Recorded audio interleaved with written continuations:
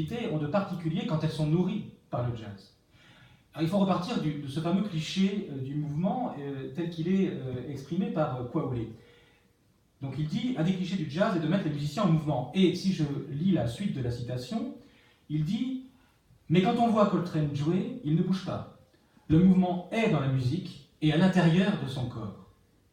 Faut-il en déduire qu'il y aurait dans le théâtre de Kwaole des corps en mouvement, mais que ces mouvements se feraient en fait à l'intérieur des corps? C'est-à-dire qu'il y aurait une mobilité qui serait faite de mouvements à l'intérieur du corps et qui aurait donc à voir avec l'effacement et avec l'absence. Et c'est ce que je voudrais montrer à travers deux exemples, que ce théâtre donne à voir des corps qui tendent à l'immobilité, des corps effacés, et qui se perçoivent comme des corps en mouvement, et même comme des corps dansants, mais à l'intérieur d'eux-mêmes.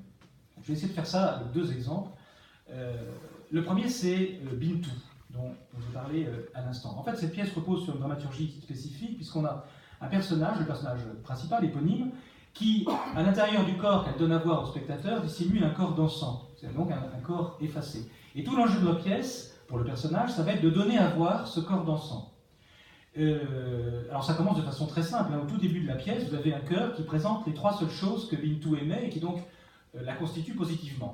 Je cite le chœur, son gang, que sa tante appelait Elikao, son nombril, autour duquel elle dansait, son couteau, que lui avait offert Manu. Donc le personnage ici est défini par ses partenaires privilégiés, les membres du gang, un accessoire, le couteau, donc là il y a deux modes traditionnels de construction du personnage, par l'interaction et par l'accessoire, mais il l'est aussi par un détail physique, le nombril, qui lui donne un corps dansant.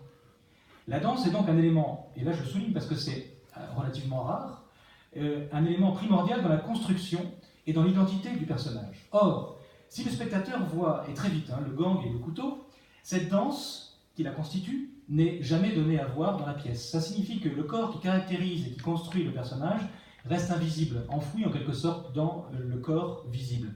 Et le parcours de Bintou, précisément, rend de plus en plus manifeste ce corps dansant invisible. Parce que j'ai dit qu'on ne voyait pas le corps dansant, mais évidemment, le spectateur-lecteur ne le sait pas. On découvre ça qu'à la fin de la pièce. Et cette absence physique, en réalité, elle va créer une attente, celle de voir ce corps chorégraphique du personnage. Et cette attente va, en quelque sorte, rendre sensible ce corps. C'est-à-dire qu'elle va permettre, non pas de voir, mais de percevoir ce corps en mouvement à l'intérieur d'un corps qui ne danse pas. Et ça se fait en trois étapes, en trois temps. Au début, la danse appartient au seul récit.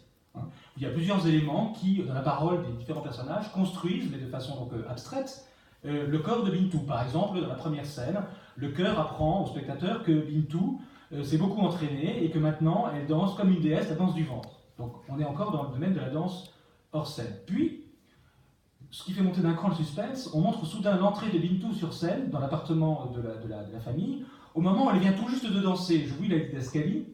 Bintou entre, les bribes d'une musique orientale se sont échappées de la chambre quand Bintou a ouvert puis refermé